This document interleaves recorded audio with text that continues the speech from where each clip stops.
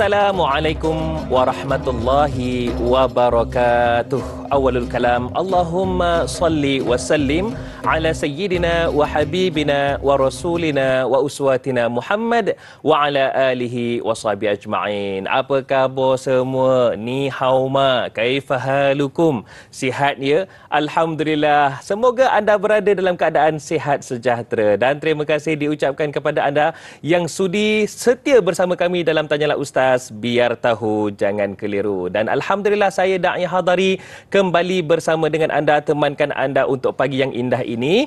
Hari Khamis, hari Khamis 1 Februari 2024 bersamaan dengan 20 Rejab dah hari ini. Alhamdulillah. Kalau kirakan kira turun ataupun dengan izin countdown, kita tak sampai lebih kurang 80 hari sahaja lagi. Tak sampai Ustaz sekejap je lagi, insya-Allah. Tak lama lagi kita akan masuk ke dalam bulan Ramadan yang penuh dengan keberkatan. Baiklah, sebelum untuk kita pergi dengan lebih lanjut, apakah topik hari ini?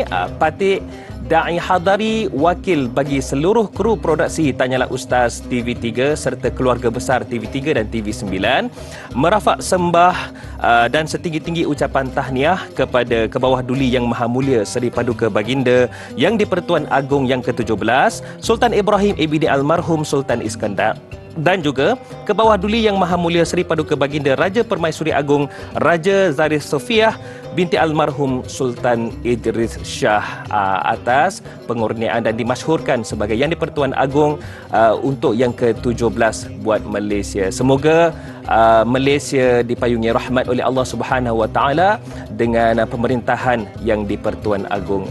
Daulat tuanku, daulat tuanku, daulat tuanku. Baiklah, para penonton sekalian, Alhamdulillah untuk hari ini Tanyalah Ustaz seperti biasa kita bawakan topik yang istimewa. Tujuannya tetap sama, iaitu memberi kefahaman, menyebarkan ilmu seluas-luasnya. Dan hari ini topik kita lain macam. Bencana bumi versus bencana hati. Hai, main bencana hari ini. Tak apalah, untuk ulasan dengan lebih lanjut, hari ini kita sangat bertuah kerana saya bersama dengan seorang yang subhanallah handsome orangnya. Ada lagu, beliau juga aktif ke sana kemari berdakwah, bagi motivasi, tapi alhamdulillah isterinya tetap seorang. Yang berbahagia Ustaz Ilyas Ismail. Assalamualaikum. Waalaikumsalam warahmatullahi wabarakatuh. Awal sangat cari pasal ni. Apa kita sihat? Sihat, alhamdulillah. Alhamdulillah. Yang tadi sihat lah. Alhamdulillah. Baju tu bahu terletak dia panggil Terletak. Terletak. Allah. Tapi itulah butangnya ke tepi. Tak apa, benda boleh edit. Boleh edit. Baik Ustaz, insya-Allah hari ini topik yang istimewa sebab kita cerita tentang dua bencana dan apa kaitannya bencana bumi versus bencana hati, betul tak? Ya, betul. Cumanya insya-Allah ulasannya daripada Al-Fadhil Ustaz, dan jangan lupa anda kena terus setia bersama kami sampailah ke hujung rancangan.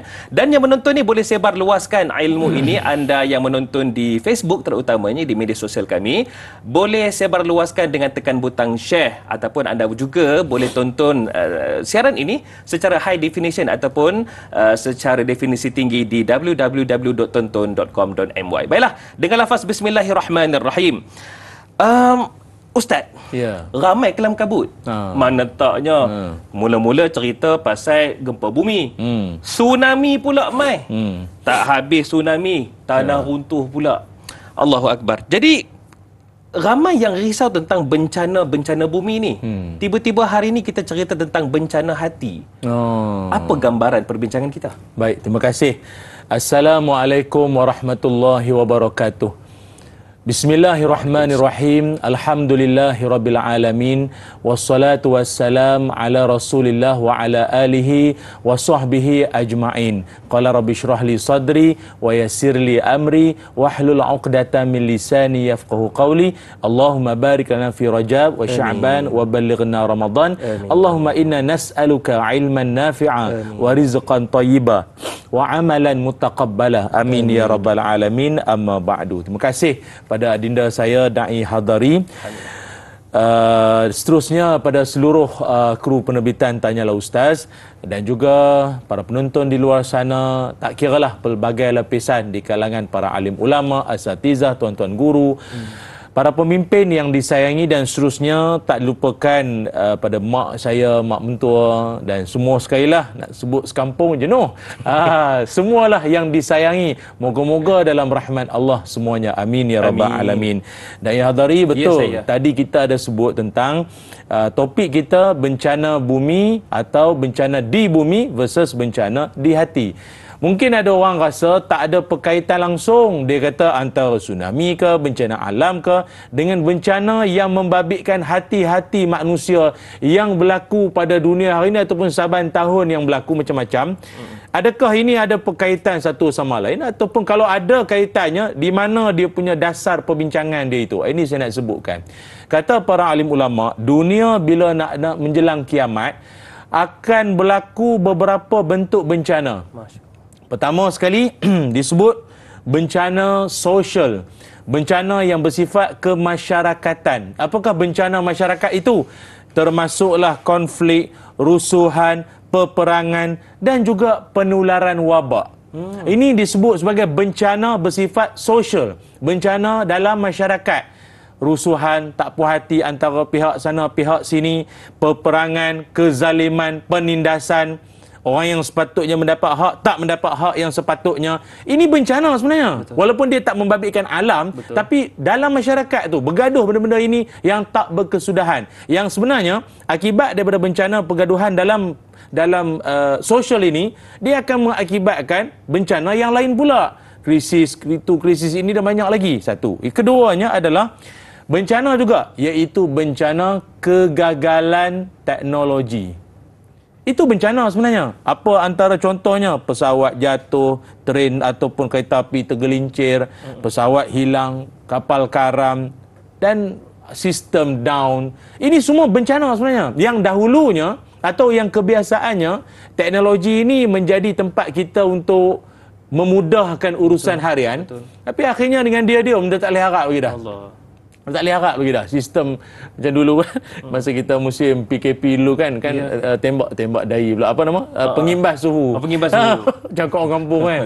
Pengimbas suhu kan. Kan kita kan tik 36. Tik 38. Balik.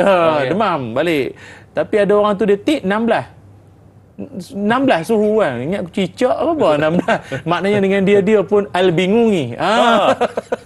Dia sendiri pun tak faham. Dengan dia pun maknanya teknologi pun bencana sebenarnya. Itu yang kedua. Dan yang ketiganya adalah iaitu bencana yang bersifat alam. Ini yang kita nak kongsikan ni. Apakah bencana alam itu? Seperti yang kita sedia maklum. Gempa bumi, tanah runtuh, taufan, cuaca ekstrim tak menentu, tsunami, kepala air, banjir kilat dan macam-macam lagi. Adakah semua bencana-bencana ini ada perkaitannya dengan perilaku tindakan manusia? Maka izinkanlah saya untuk membacakan ayatnya yang mana Allah Subhanahu Wa Taala berfirman di dalam Al-Quran yang akan saya huraikan menerusi pandangan para ulama-ulama mufassirin akan ayat ini. Ayatnya adalah Allah Ta'ala berfirman, A'udzu billahi minasyaitonir rajim. Zaharal fasadu fil barri wal bahri bima kasabat aydin nas liyudhiqahum ba'dalladhi 'amilu la'allahum yarji'un. Qul siru fil ardi fanzuru kaifa kana 'aqibatul ladzina min qabl kana aktsaruhum musyrikin. Shadaqallahul azim.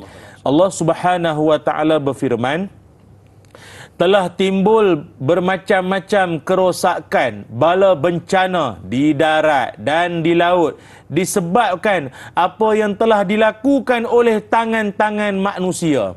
Maka oleh demikian kerana itu Allah hendak merasakan kepada manusia-manusia itu tadi sebahagian daripada akibat balasan perbuatan-perbuatan buruk yang mereka telah lakukan supaya mereka kembali insaf dan bertaubat.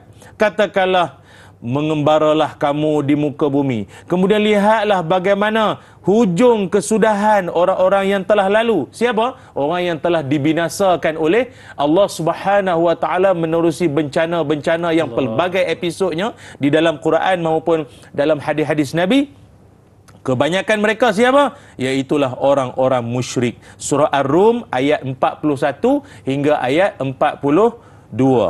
Terjemahan ataupun huraiannya, saya tertarik untuk nak berkongsi pendapat para alim ulama, iaitu antaranya Dr. Syekh Wahbah Zuhaili rahimahullah menyebutkan, daripada ayat ini Allah Subhanahu wa taala nak menjelaskan bahawa ujian dan bencana yang melanda umat manusia ini disebabkan oleh siapa?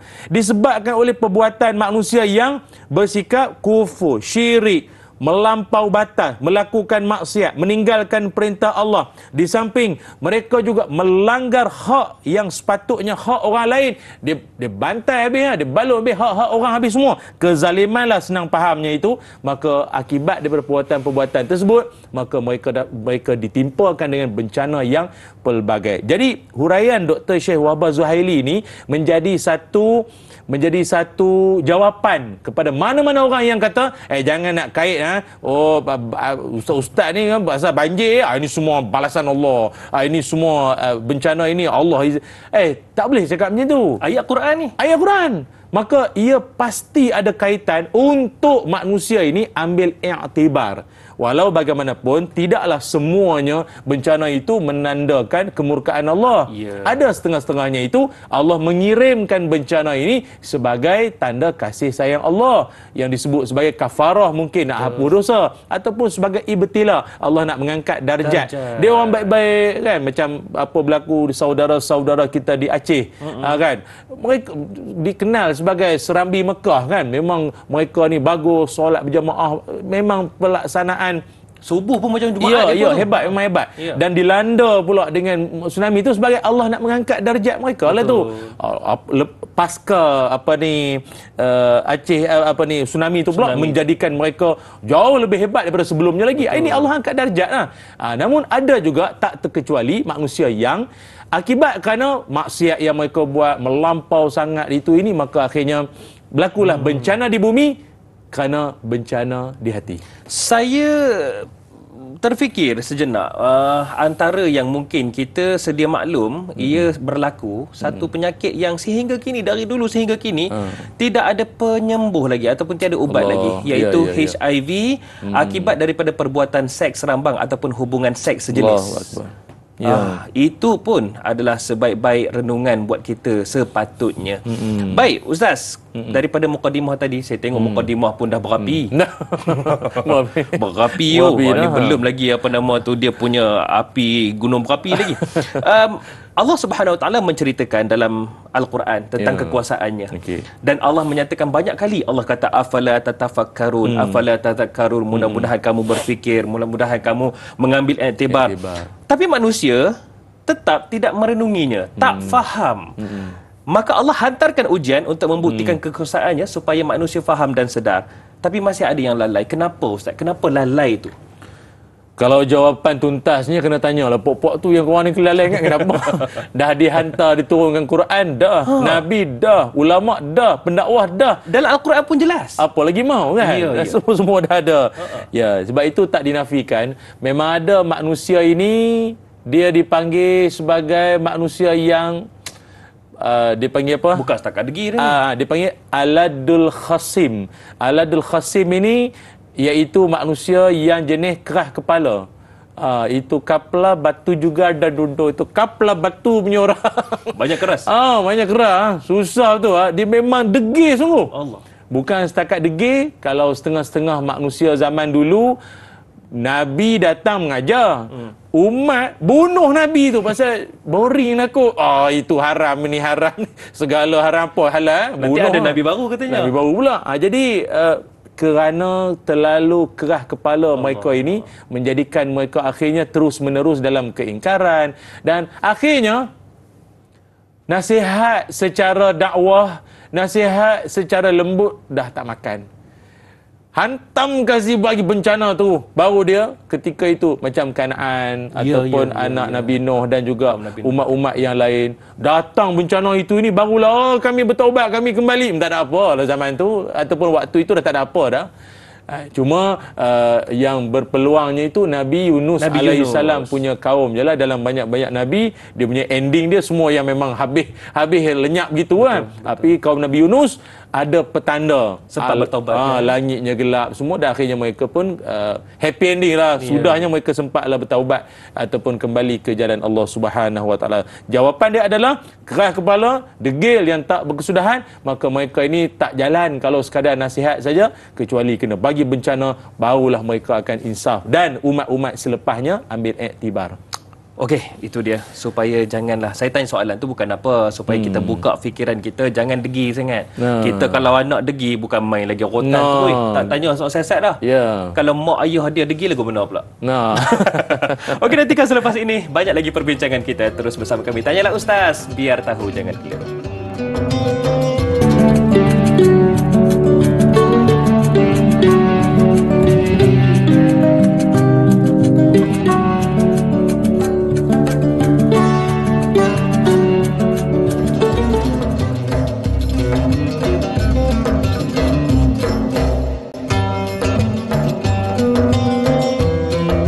Alhamdulillah. Tanyalah Ustaz, biar tahu jangan keliru. Setiap hari kami bawakan topik yang berbeza dan kita tampilkan ahli panel yang berbeza latar belakang. Namun tujuannya sama, objektifnya sama, untuk berkongsi kebaikan dengan kalian semua. Dan kita tak lengkap jugalah kalau hari ini 1 Februari kita tak ucapkan selamat menyambut Hari Wilayah Persekutuan kepada anda yang mungkin berasal dari wilayah persekutuan, Putrajaya, Kuala Lumpur, Labuan, dan juga mungkin yang menetap di wilayah persekutuan, bekerja di wilayah persekutuan. Hari ini nyerongin lah tu, senyum je, sengih je. Sebab apa?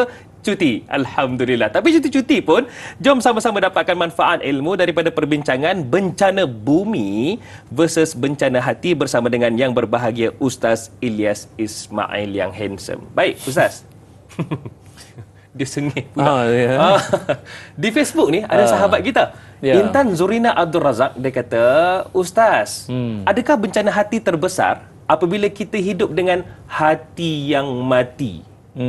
Tu dikira bencana besar gitu. Baik, terima kasih sahabat-sahabat yang dirahmati Allah sekalian.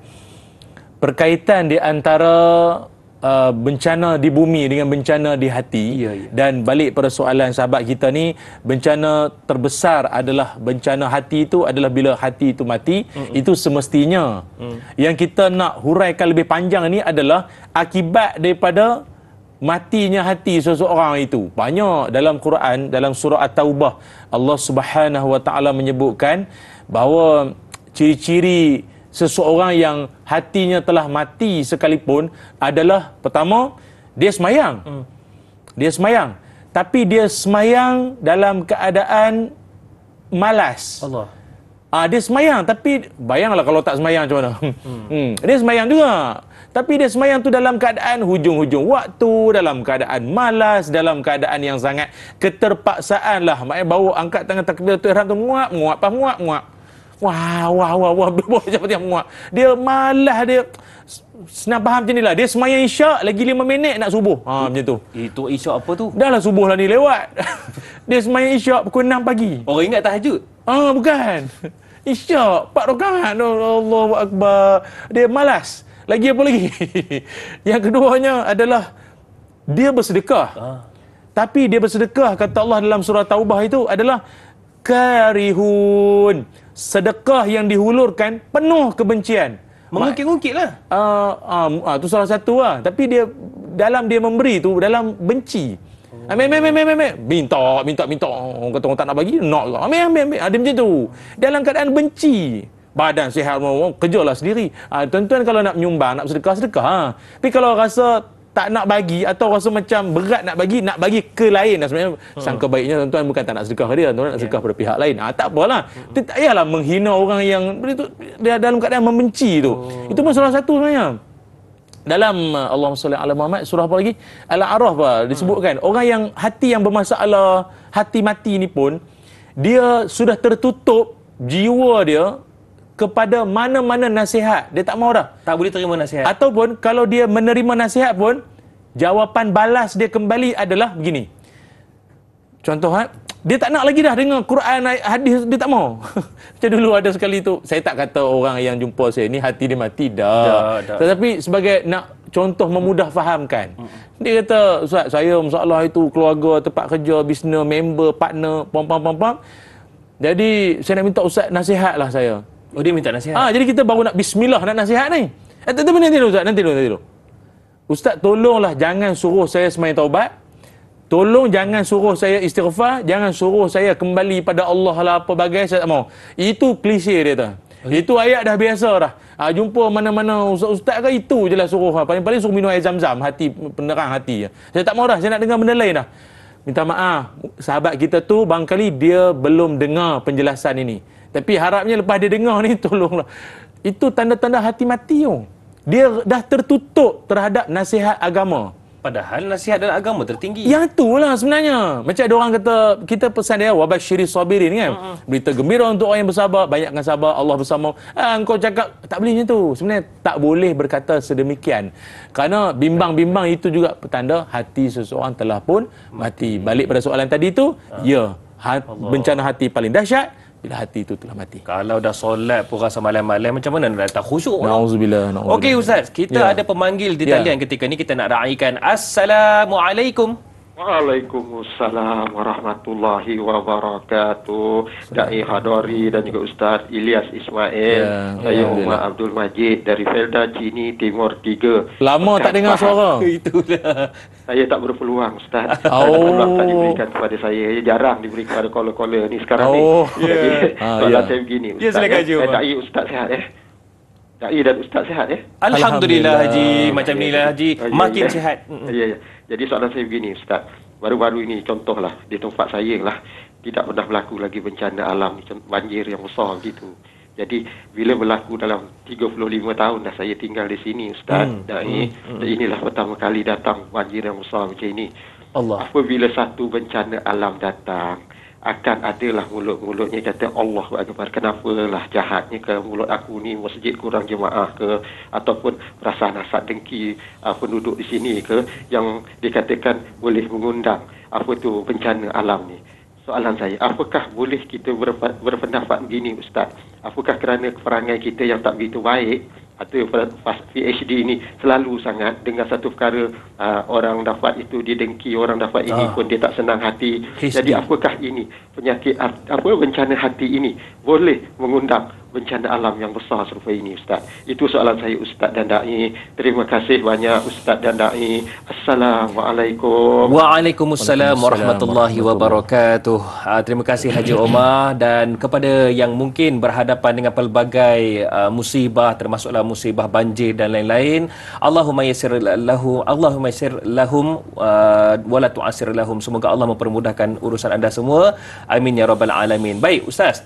Betul. Ini situasi yang memang benar berlaku apabila jarang-jarang banjir. Mungkin ada tempat yang selalu banjir, tapi ada yang jarang banjir. Bila berlaku, mereka ni terus berpandangan negatif. Dan ada juga yang dikaitkan oleh Haji Omar tadi berkaitan dengan adakah kerana penyakit HD, hasad dengki, dapat nikmat kufur nikmat, lepas tu dalam sosial mereka sendiri tu ada masalah, kerana itu Allah turunkan ujian sebegitu rupa. Boleh dikatakan macam tu ke? Ya, baik, terima kasih. Terima kasih pada Tuan Haji Omar. Lama tak kedengaran suaranya itu. Namun biasalah, talian kita sentiasa sibuk. Jadi kadang-kadang bertembung, akhirnya tak dapat. Tapi tak apa. Jadi usaha itulah Allah Ta'ala nilai di sisi Allah Ta'ala tu ya. Sebut tentang banjir, secara umum banjir ni dia adalah limpahan air yang keluar daripada tebing sungai, atau keluar daripada tasik, ataupun dia keluar daripada sistem perparitan, yang mana disebabkan oleh sama ada hujan lebat, pencairan ais, air pasang ataupun halangan pada saluran ataupun saliran pada kawasan-kawasan perumahan tertentulah, sama ada adanya sistem yang pepalitan kita yang tersumbat, buang sampah masuk ke dalam longkang, jadi boleh jadi banjir. Dan banjir ni pun dia ada jenis-jenis, dia ada banjir kilat, banjir monsun, banjir pasang surut, dan banyak lagi lah. Ni cerita urai berlebih macam saya pula Jabatan Alam Sekitar pula nak cerita. tapi secara umumnya begitu. Banjir ni kalau dalam banyak-banyak bencana, dia adalah bencana yang sangat dahsyat berbanding bencana-bencana yang lain, sebab daripada banjir itu sendiri boleh mengakibatkan kemusnahan harta benda dan alam sekitar.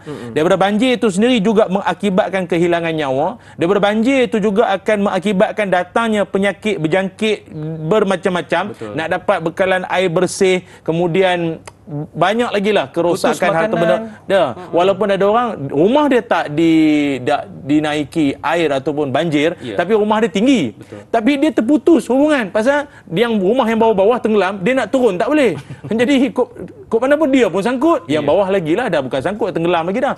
Jadi semua musibah-musibah ini bagi kita orang Islam, sama sekali janganlah kita terlalu laju luncur mulut itu dengan mengatakan bahawa ini semua Allah dah tak sayang kita lagi dah, Allah dah tak sayang. Tak bolehlah cakap macam tu, sebab Allah Subhanahu wa taala sebut dalam Quran, iaitu dalam surah At-Taubah, kata Allah, "Fama kana Allahu liyazlimahum walakin kanu anfusahum yazlimun."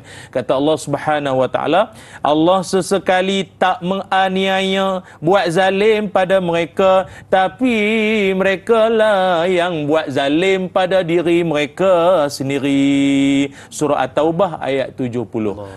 Satu, Allah tak pernah zalim pada hambanya, kecuali hambanya lah yang buat zalim pada diri mereka sendiri. Satu. Keduanya adalah bila datang musibah begitu, balik pada soalan Tuan Haji Omar tadi ni, adakah berkemungkinan kerana sikap sesama mereka itu ada yang dengki apa?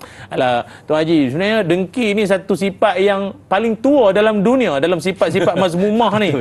Sebab Habil Qabil dengki, Iblis dengki dengan Adam, Qabil dengki dengan Habil. Jadi dengki ni memang daripada dulu lagi dah. Lepas tu ada orang tanya, Ustaz, dengki dengan dongki ada kaitan tak? Janganlah macam tu, siam datang tu.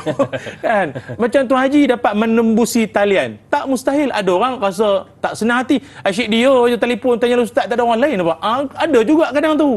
Kadang yang mengata-mengata tu bukannya orang lain kadang tu. Jadi bukan kita nak apa, maksudnya muhasabah. Boleh jadi. Kerana bila datang saja satu musibah, yang dahulunya berdengki, yang dahulunya saling membenci, datang musibah, semua turun. Bersatu, tolong-menolong, membantu hulur sumbangan. Rupanya Allah nak menyatukan kita dengan cara musibah ada ketikanya. Dulu mungkin kita berbeza pahaman, tak kiralah apa pahaman sekalipun. Yalah. Tapi dengan musibah ini, semua jadi satu hati. Tak mengira latar belakang, pahaman, pendidikan atau apa saja sekalipun lah. Semua turun dan tolonglah.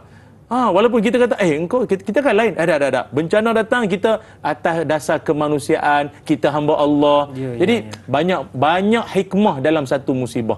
Allah. Sedap lah buat tajuk tu kan. Hikmah dalam musibah. Dapat idea baru ni kan. Ya, begitulah kurang lebih bagi menjawab soalan Tuan Haji Omar tadi tu. Wallahu alam. Maksudnya kita boleh berpegang sebagai renungan muhasabah untuk diri kita, supaya jangan lepas ni kita ada sifat-sifat mazmumah macam tu. Betul. Okey Ustaz, daripada Mar WKN di Facebook ni katanya, adakah kedua-dua bala terbit dari diri sendiri atau takdir yang menentukan? Iaitu berkaitan dengan bala dunia dan juga bala di hati ni, bencana di hati ni, ataupun takdir yang menentukan. Adakah orang yang sukar membuat kebaikan itu juga satu bala dari bencana hati? Silakan. Imam Hasan Al-Basri pernah menegur seorang yang mana dia ini hidup bergelumang dengan maksiat, dan akhirnya dia boleh berkata, saya walaupun banyak maksiat tapi saya tak pernah dapat apa-apa bencana pun, rumah okey, bisnes elok, semua okey. Akhirnya Imam Hasan Al-Basri merumuskan bahawa engkau sebenarnya dalam musibah sebenarnya. Engkau dalam bencana sebenarnya. Bencana apa? Bencana hati.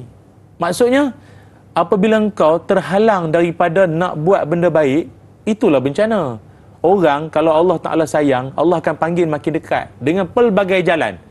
dengan diturunkan musibah, datangkan penyakit, maka mulut akan sebut Allah, Allah, Allah, dan makin dekat, makin sedar diri. Tapi engkau makin kau taat pada Allah dan makin banyak rezeki, yalah kau dapat macam-macam dalam hidup, kau sebenarnya kau sedang dijauhkan dari Allah. Itu bencana lah tu.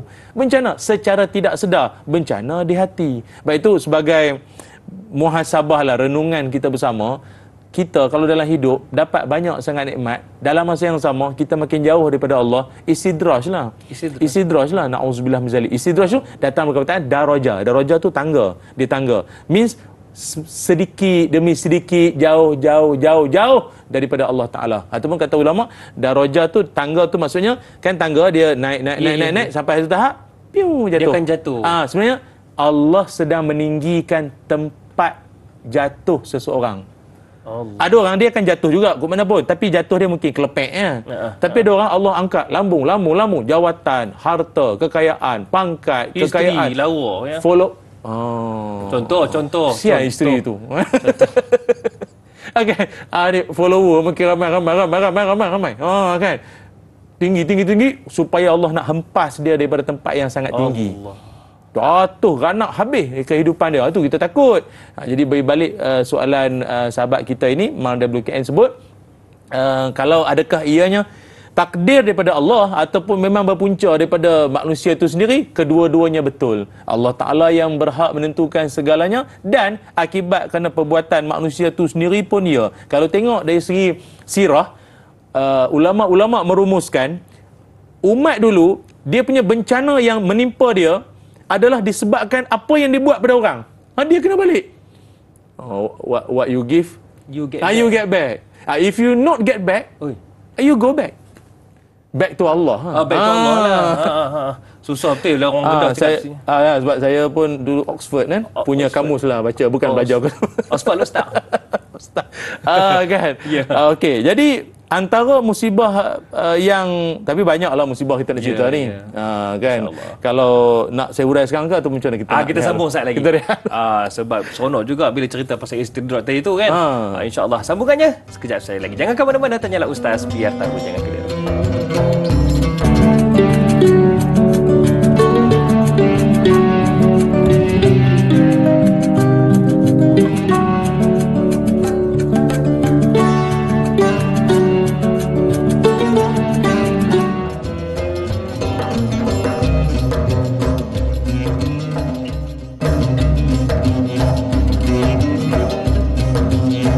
Di mana saja anda berada, terima kasih kerana tonton Tanyalah Ustaz, biar tahu jangan keliru. Dan dikabarkan tiap-tiap hari sahabat handai kita yang jauh di luar Malaysia pun turut menontonnya. Antaranya di Singapura, di Woodlands, dan juga ada juga yang menonton dari Jurong, bahkan di Bandar Seri Begawan di Brunei, dan juga sahabat handai kita di Batam dan Riau Indonesia, serta di selatan Thailand. Terima kasih diucapkan. Kami terus teguh berdiri di sini kerana sokongan dan juga tontonan anda semua. Hari ini para penonton sekalian, topik yang kita bicarakan tentang bencana bumi versus bencana hati bersama yang berbahagia Ustaz Muhammad Ilyas Ismail.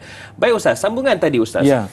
Umat terdahulu bagaimana sebenarnya mereka juga menghadapi situasi kerana perbuatan dan juga sikap mereka itu turut terkait dengan bencana bumi? Ya, baik, terima kasih sahabat-sahabat penonton yang dirahmati Allah sekalian. Tak terlupa juga penonton kita di Australia. Saya pergi. Ada yang tonton? Saya pergi Perth hari tu, Australia. Nak khabar awak pergi negara orang putih lah tu. Jauhnya. Nak share kata penonton tanya Ustaz tu, this worldwide lah, seluruh dunia.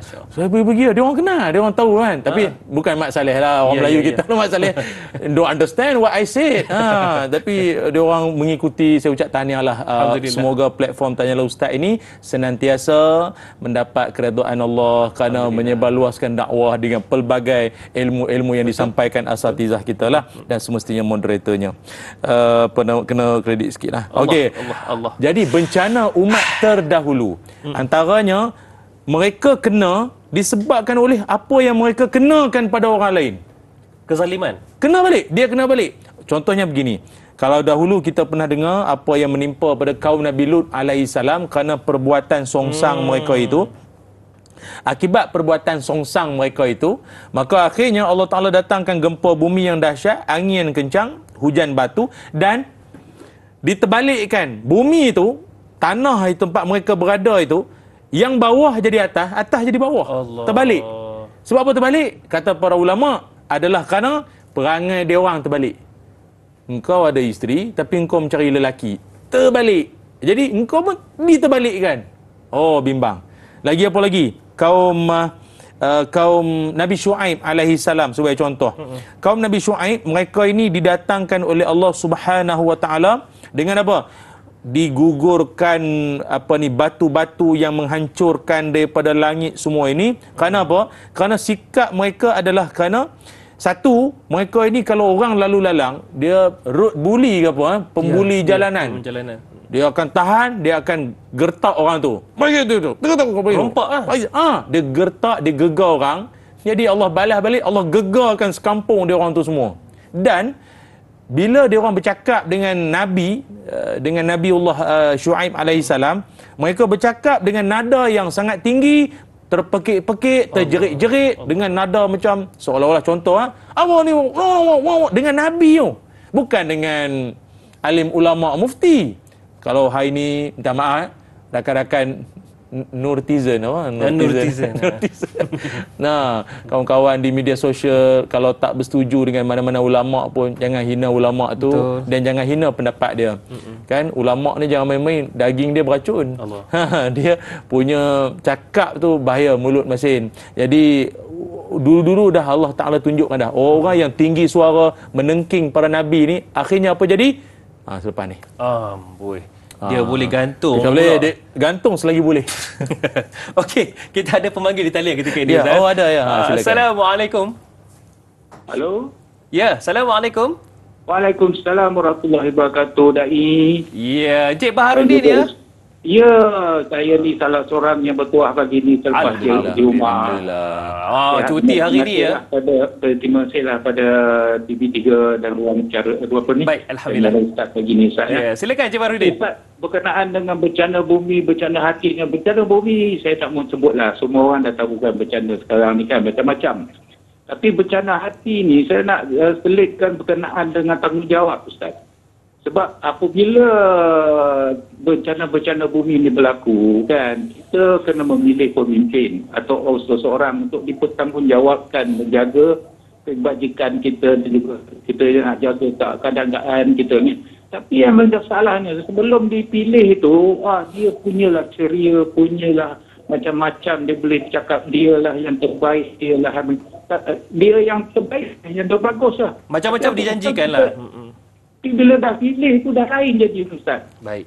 Kita tak boleh nak ditegur, tak boleh nak dikomen. Lepas tu kadang-kadang dia kata kalau jadi kau lah jadi kau lah jadi tempat aku ni. Jadi kita pun dah sebalik. Sebenarnya seperti ini ada bencana hati ataupun rosak hati ni. Ataupun kita Ustaz atau yang boleh bagi pencerahan supaya boleh kita faham lah. Baik, terima kasih. Orang seperti ini kita. Terima kasih. Waalaikumsalam warahmatullahi wabarakatuh. Berkaitan dengan jiwa seorang pemimpin juga perlu diambil berat tentang bencana hati. Sebab jangan kita ini menjanjikan sesuatu yang tak mampu ditunaikan. Bila dah dilantik, macam-macam pula alasan. Silakan Ustaz. Baik. Sahabat-sahabat penonton yang dirahmati Allah sekalian. An-nasu ala dini mulukihim. Manusia itu berdasarkan agama pemimpinnya. Maka perhalusilah atau selidiklah siapakah yang bakal kita angkat sebagai pemimpin yang nak menerajui kehidupan kita, negara kita, negeri kita atau wilayah kita ataupun persatuan kita mungkin. Kena pilih yang, sebab tu ada setengah orang kata, alah pilih siapa-siapa pun sama aja. Tak bolehlah kata macam tu. Sebab nanti, sudah je nanti, kita nak kena hadap nanti. Betul. Akibat kerana pemilihan kita dahulu. Jadi, oleh kerana itu, sebab tu kadang musim-musim pilihan raya ke, tak kisahlah apa peringkat sekalipun lah kan. Sama ada pilihan raya presiden, persatuan ke apa sekalipun kan.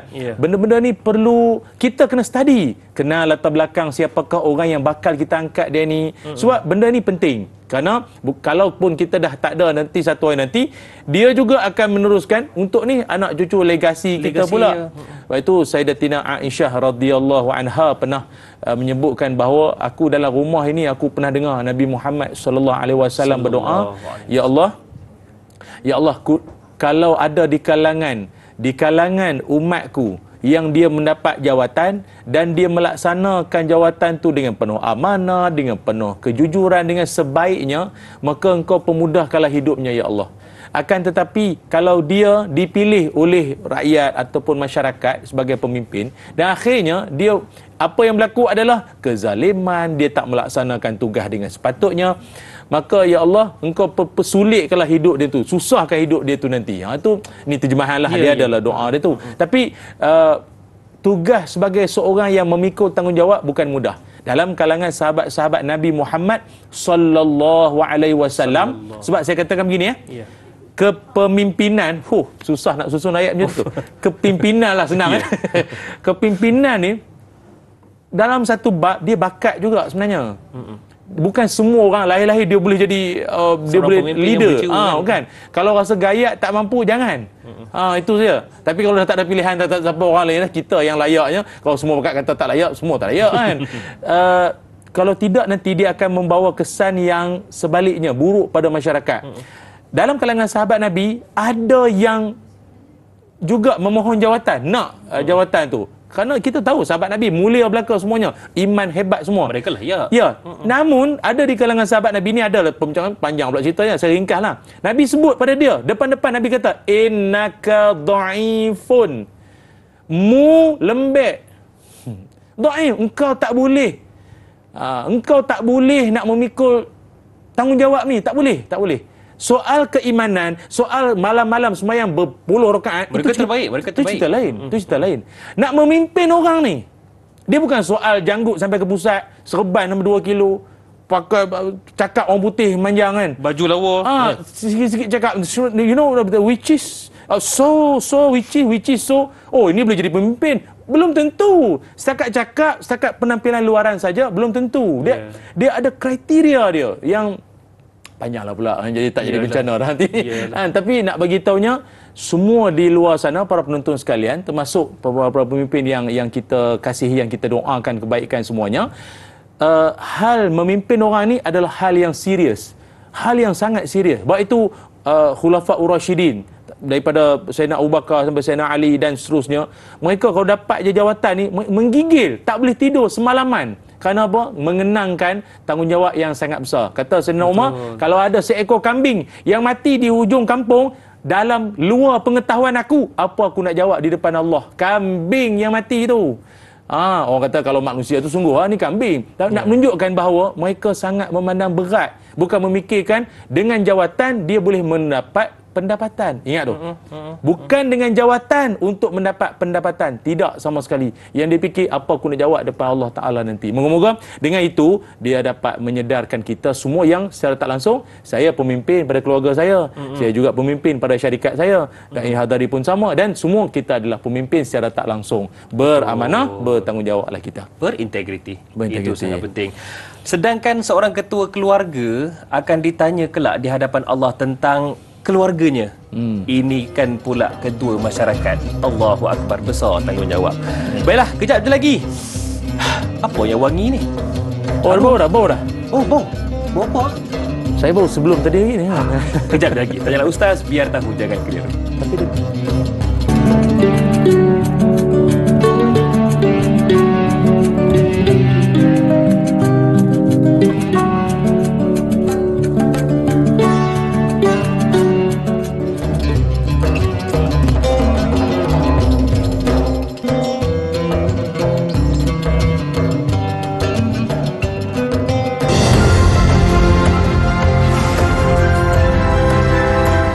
Ustaz dibawakan khas oleh Doze, suci, bersih dan wangi. Dibawakan kepada anda oleh Dozy. Alhamdulillah Dozy hari ini bersama dengan kita dan memang harum. Saya pun dari tadi terfikir manalah bau ni kan. Rupa-rupanya ada di sebelah beliau. Hari ini walaupun kita bicarakan tentang topik kita bencana bumi versus bencana hati bersama dengan Ustaz Ilyas Ismail, kita tengok di sana ada produk yang sangat istimewa. Apa kelebihan dan keunikan sabun Dozy ni? Ya, terima kasih para penonton yang dirahmati Allah sekalian. Dozy ni sebelum itu kita nak beritahu dia adalah singkatan daripada Do Easy Cleaning Everyday. Do Easy Cleaning Everyday. Ya, jadi maknanya setiap hari adalah hari di mana kita pakai mencuci, mencuci pula pelbagai. Jadi Dozy menawarkan kepada anda, kita ada cucian basuh baju, deterjen, dan juga kita ada cuci lantai, ada cuci pinggan ataupun dishwash, dan ada cuci tangan. Dan pelbagai wangian, pelbagai saiz yang ada, kan. Jadi semuanya ini alhamdulillah keistimewaan yang kalau mungkin orang tanya, Ustaz, apalah berbezanya Dozy ni berbanding dengan sabun-sabun yang lain yang sedia ada dalam pasaran? Alhamdulillah kita punya produk Dozy ni dia ada 5 dalam satu pun dia, 4 pun dia, banyak dalam satu. Dia ada membersih, melembut, mewangi, antibakteria, anti bau hapak. Kebiasaan kalau deterjen lah sebagai contoh, macam di tangan saya ni, boleh saya tunjukkan ya. Silakan. Macam ini yang 1.8 kilogram. 1.8 kilo, mungkin ada orang kata dia dah baru nak cuba dulu kan.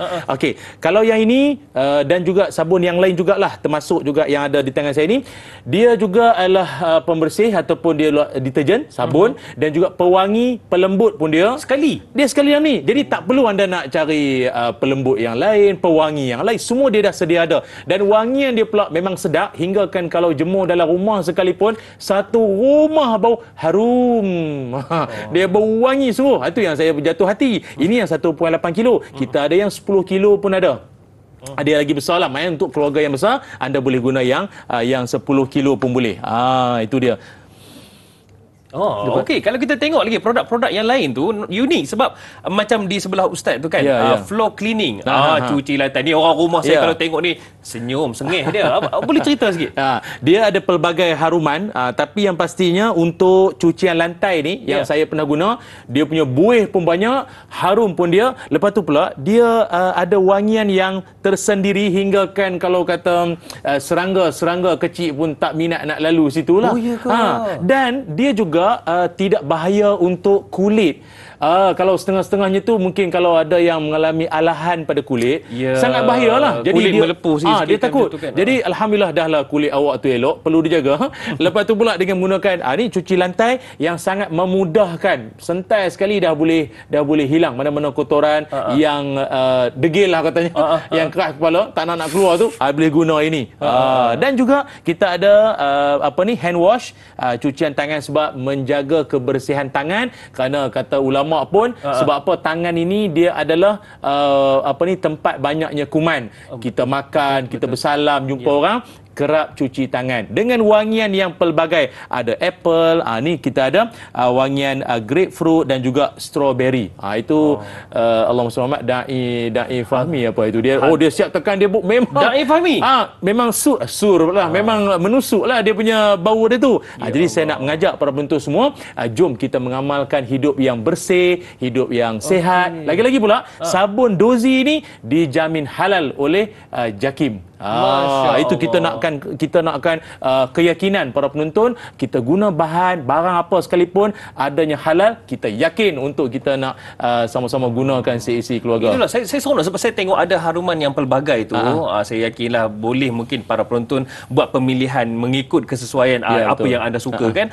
Cumanya bagaimana sambutan setakat ni? Alhamdulillah para penonton sekalian, kita punya maklum balas daripada penonton kita, daripada pelanggan-pelanggan kita tak henti-henti. Sampai tahap ginilah, sehari alhamdulillah, sehari kita punya lori yang ataupun trip yang menghantar kita punya sabun Dozy ini ke seluruh Malaysia, termasuk juga di Singapura pun ada. Kita hantar tuan-tuan, sehari ada 12 trip ataupun 12 ke 13, kadang-kadang 15 trip. Satu trip ataupun satu lori berapa banyak tong kita hantar?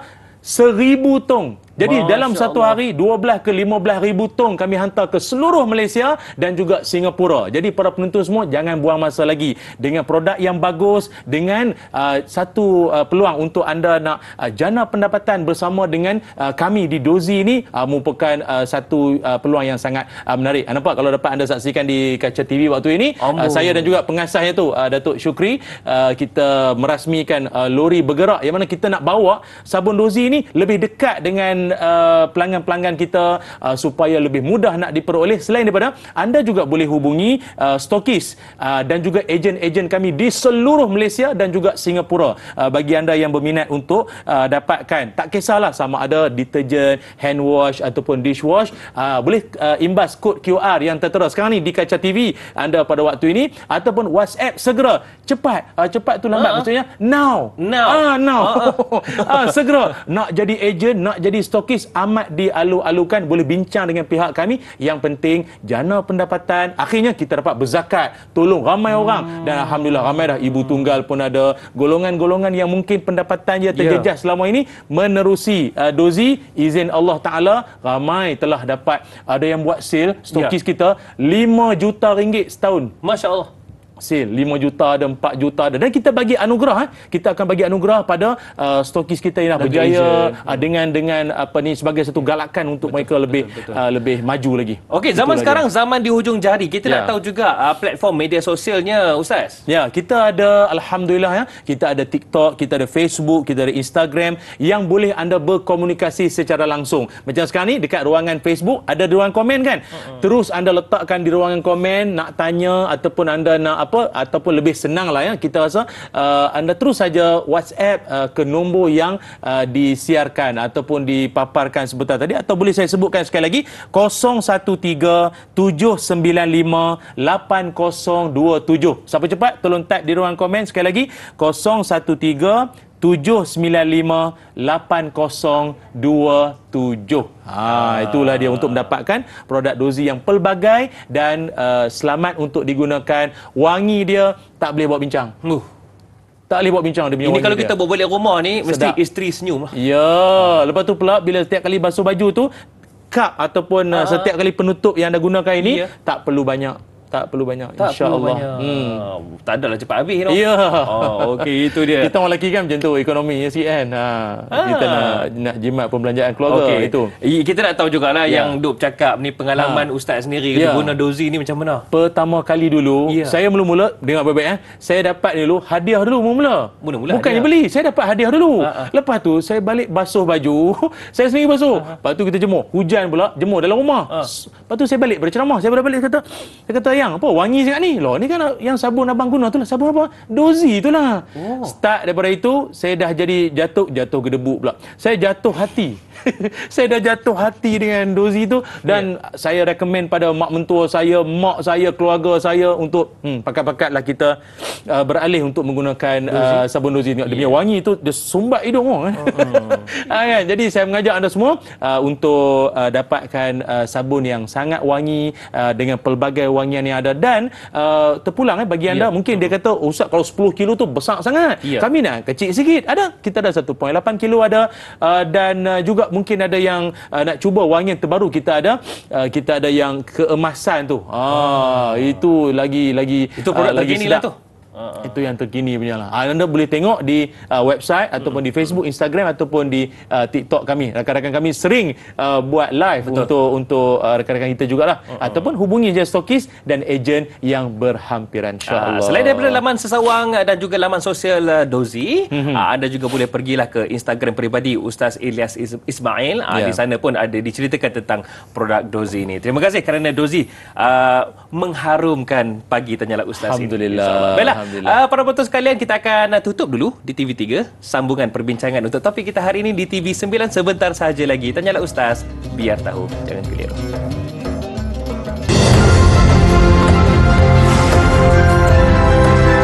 Tanyalah Ustaz dibawakan khas oleh Dozy, suci, bersih dan wangi.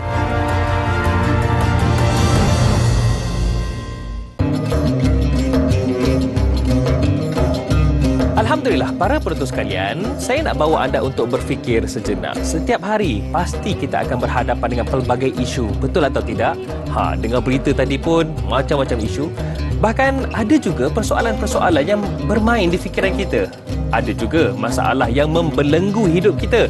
Jangan risau, segala penyelesaian, segala jawapan itu ada dalam Tanyalah Ustaz. Biar tahu, jangan keliru. Dan hari ini, para penonton sekalian, mari sama-sama kita dekat dengan ilmu. Perbincangan kita berkaitan dengan bencana bumi versus bencana hati.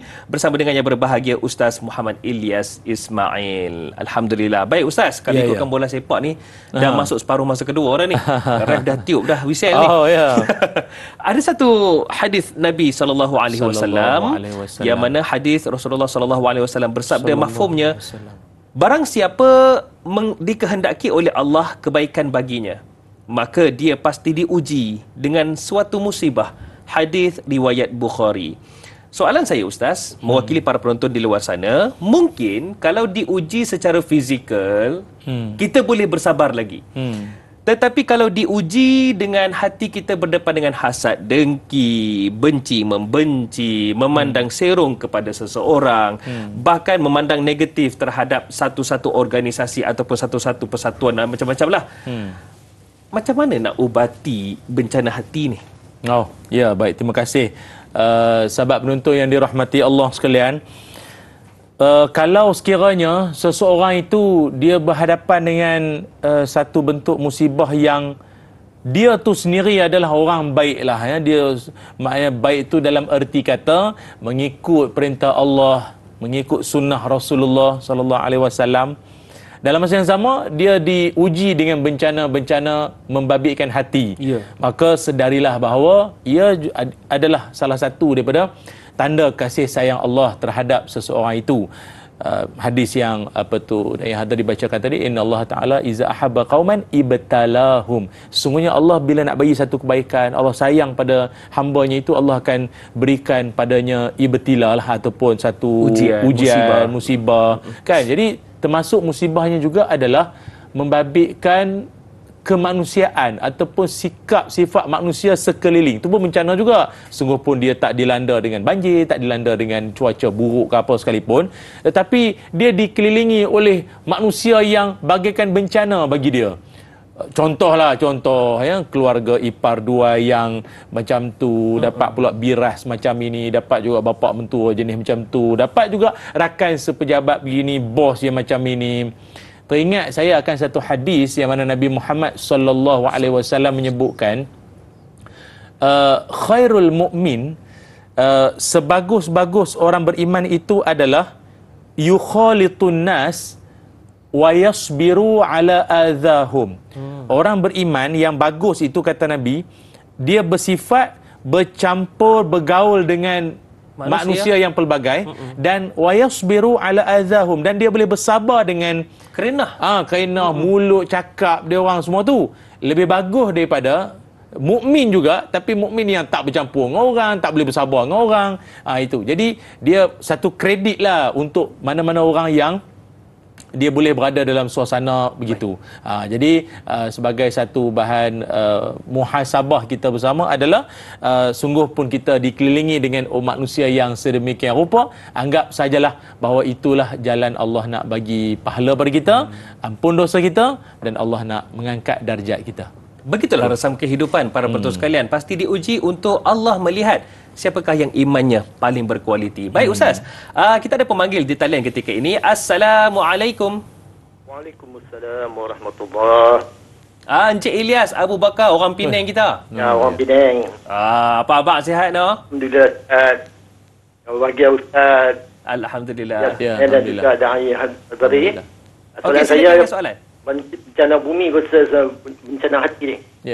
Kita dapat melihat pada hari ini tentang peperangan yang berlaku di Palestin.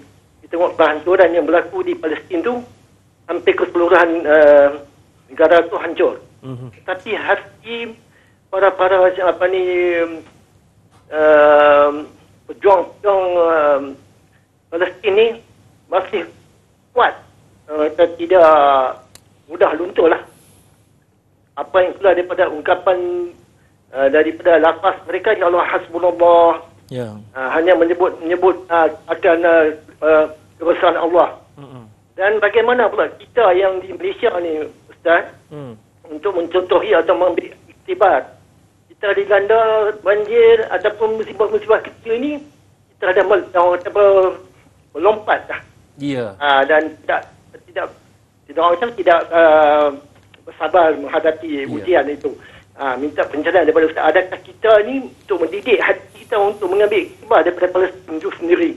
Itu saja. Assalamualaikum. Waalaikumsalam warahmatullahi wabarakatuh. Mujahidin di Gaza dibom melalui bom, tetapi mereka tetap kuat. Kita pula di sini dibom hati kita, akidah kita. Macam mana tu, Ustaz? Baik, terima kasih. Soalan yang sangat bagus daripada Encik Ilyas. Dia nama Ilyas ni macam tu lah. Allah, dia memang hebat lah. Dahsyat. Yang tanya Ilyas, jawab Ilyas. Jadi yang tanya Ilyas, yang jawab pun Ilyas. Ya, Alhamdulillah. Patut apa nama ni pun Ilyas juga, betul kan? Allah Akbar. 3 Ilyas. 3 Ilyas. Para penonton sekalian, melawak nah. Gora tak boleh susah lah kan. Sahabat-sahabat kita, saudara-saudara kita di Palestin sana telah pun memaparkan pada kita satu sikap yang seolah-olah macam ni lah saya nak bagi faham. Kita doa Malaysia kita senantiasa dalam naungan payungan Allah Ta'ala, keselamatan, kesejahteraan, baldatun tayyibatun warabbun ghafur. Walau bagaimanapun, satu petanda yang Allah nak tunjuk pada kita, inilah contoh manusia bila ditimpa dengan bencana. Inilah sikap yang sepatutnya kalian orang Malaysia yang patut contohi. Andai kalau kalian berhadapan dengan musibah, inilah sikapnya. Apa sikapnya?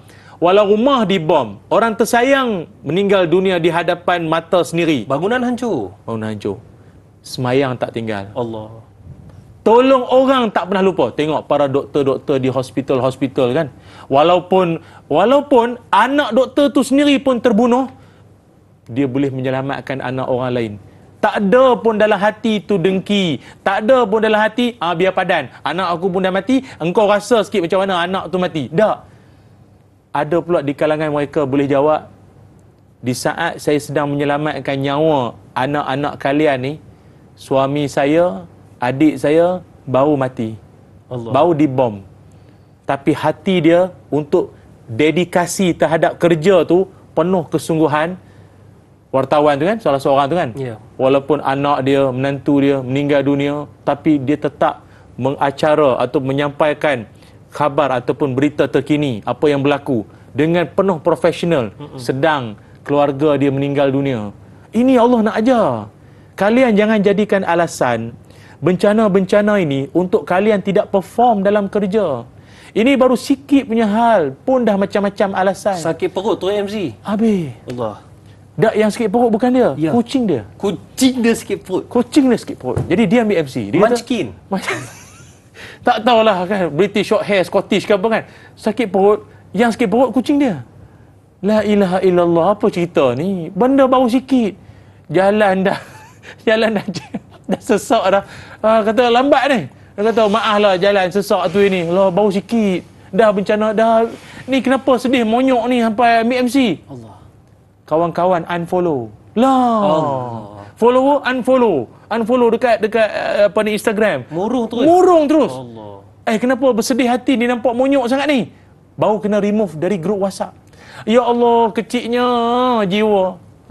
Jadi kadang-kadang sungguh pun berita yang sangat menyayat hati berlaku pada saudara kita di Gaza sana, tapi dia macam satu apa ni orang panggil apa, satu sindiran untuk kita yang Allah kecil sangat banding ni orang. Walau bagaimanapun Nabi Muhammad sallallahu alaihi wasallam, Nabi menyebutkan apa? Inna ummati ummatun marhumah laisa 'alaiha azabun fil akhirah azabuha fid dunya. Kata Nabi Muhammad sallallahu alaihi wasallam, sungguhnya umatku umat yang disayangi Allah Subhanahu wa taala. Umat yang disayangi Allah. Maksudnya apa? Laisa 'alaiha azabun fil akhirah. Di akhirat nanti dengan izin Allah mereka tidak diazab di akhirat, akan tetapi azab dunia, bencana dunia mereka tak terlepas. Apakah bencana dunia tersebut? 3. Pertama, al-fitan, fitnah. Kedua, az-zalazil, gegaran, gempa. Dan ketiga, al-qatlu, pembunuhan ataupun dibunuh. Jadi 3 perkara ini hadis riwayat Imam Abu Daud, maka memberikan satu gambaran bagi kita bahawa bukanlah semua bencana itu sebagai petanda kemurkaan Allah, tetapi sebagai satu jalan untuk sungguh pun di dunia dia kena bencana ataupun azab tersebut, akhirat selamat ataupun akhirat nanti telah pun selesai. Itu dia. Allahu Akbar. Satu teguran dan renungan untuk kita bersama berdasarkan apa yang difirmankan oleh Allah Subhanahu Wa Taala. Baik Ustaz, kejap lagi saya nak bawa juga lembaran perbincangan kita ke arah satu lagi dimensi, iaitu syukur. Kejap lagi. Saya lagi no. Baik, boleh. Nantikan selepas ini. Tanyalah Ustaz, biar tahu jangan keliru.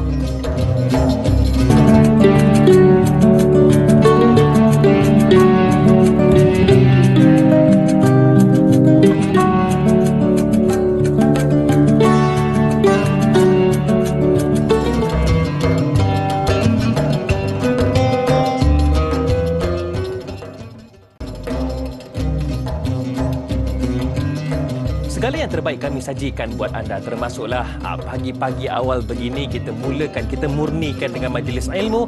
Tanyalah Ustaz, biar tahu jangan keliru. Hari ini para penonton sekalian, kita bicarakan topik kita iaitu bencana bumi versus bencana hati bersama dengan yang berbahagia Ustaz Muhammad Ilyas Ismail. Baik Ustaz. Ya.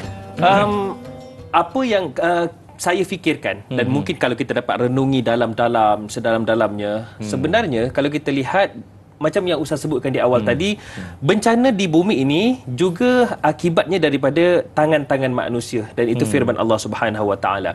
Sebagai contoh, bukit ditarah, bukit dipotong sehingga menyebabkan berlakunya tanah runtuh, banjir dan lain-lain. Itu semua kerana sikap tidak bersyukur dengan apa yang ada, sikap rakus untuk mendapatkan kekayaan. Yang kedua, kerana tidak bersyukur adanya pasangan yang halal, mereka melakukan seks rambang sehingga terjadinya penyakit ataupun wabak HIV. Dan ia juga berkaitan dengan syukur. Bahkan pembunuhan itu berlaku kerana hasad dengki, rasa kita kurang orang lain lebih, maka kita membunuh orang itu. Itu juga kerana syukur. Soalan saya, apakah dengan kita didik jiwa kita bersyukur kepada Allah Subhanahu Wa Taala, ia adalah jawapan yang terbaik, penyelesaian terbaik terhadap segala bencana hati dan bencana bumi?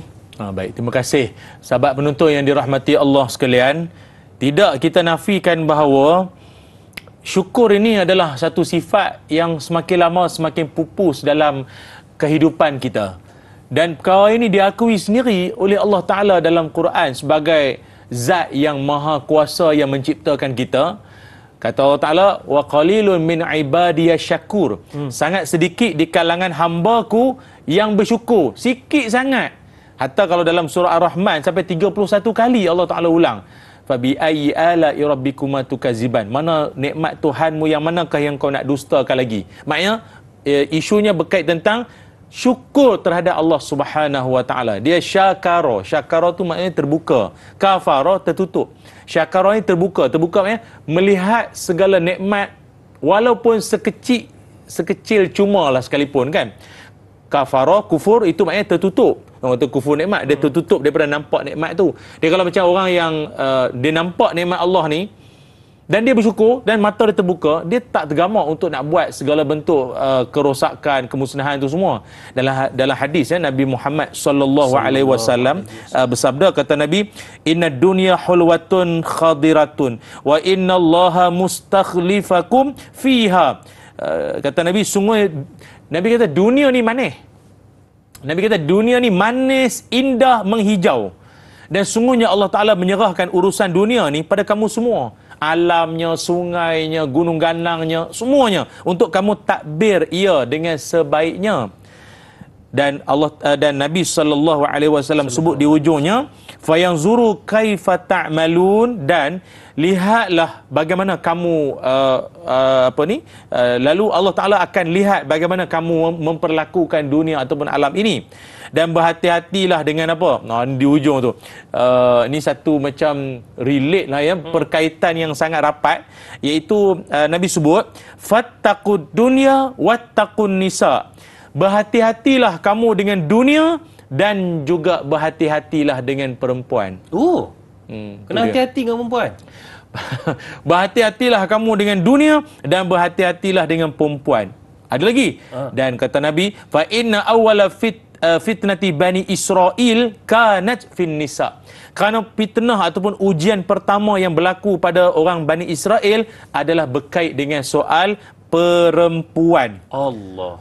Jadi okey, sekejap nanti kita akan halakan perbincangan tu untuk anda lebih nampak lebih jelas ya.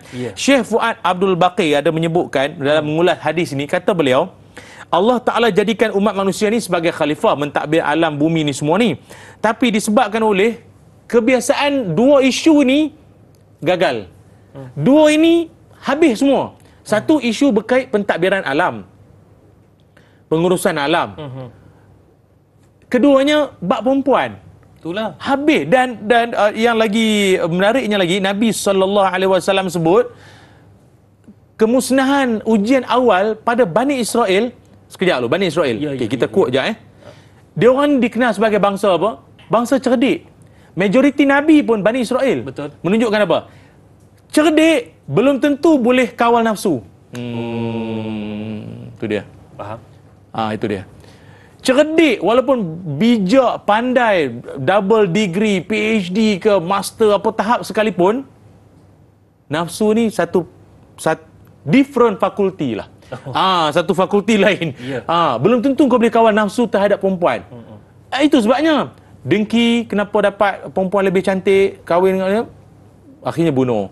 Kerana curang. Kan banyak jadi. Betul. Keruntuhan rumah tangga akibat kerana orang ketiga sana sini. Perempuan. Bukan perempuan tu yang kan habis saya kena kita marah kena Roblox aja lagi ni. Bukan perempuan tu yang bermasalah. Kami yang lemah.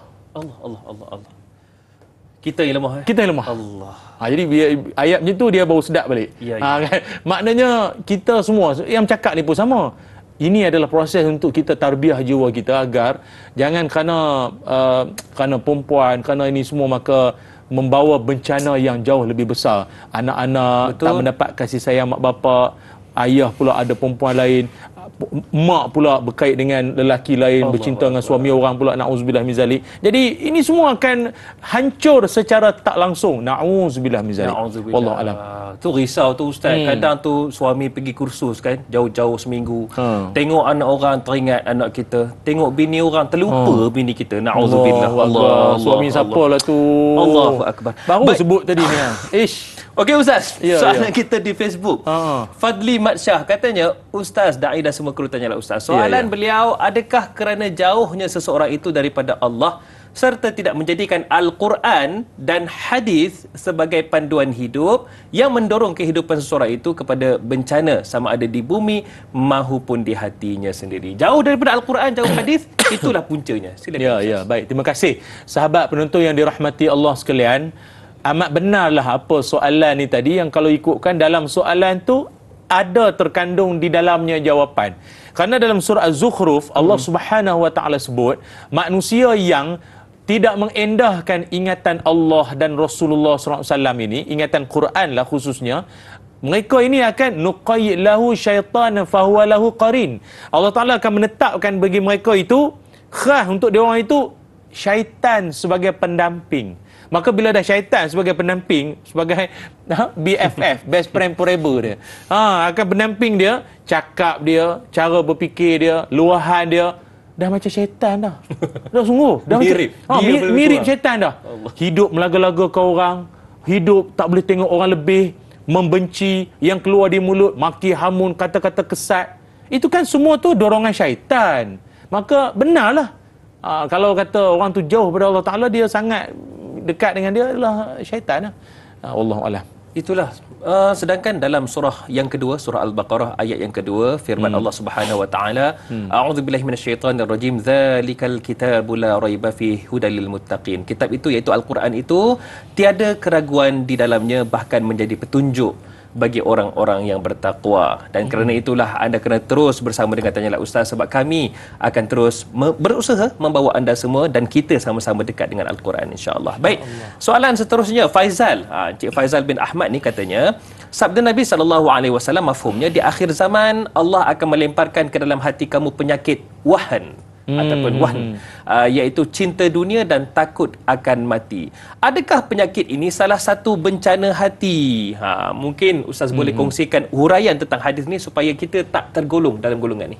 Sebelum saya menjawab soalan ni, inilah soalan yang pernah lalu di telinga saya dulu bila ada orang heboh tentang isu COVID kan. Dia kata sebenarnya COVID ni dah lama Rasulullah sebut. Tiba macam mana pula Rasulullah sebut pasal COVID? Mana COVID baru ni? Tapi dia kata dah lama Rasulullah sebut. Sebab apa? Sebab daripada Wuhan. Ini kan Wuhan. Abang, ni Wuhan atau Wuhan? Itu Wuhan.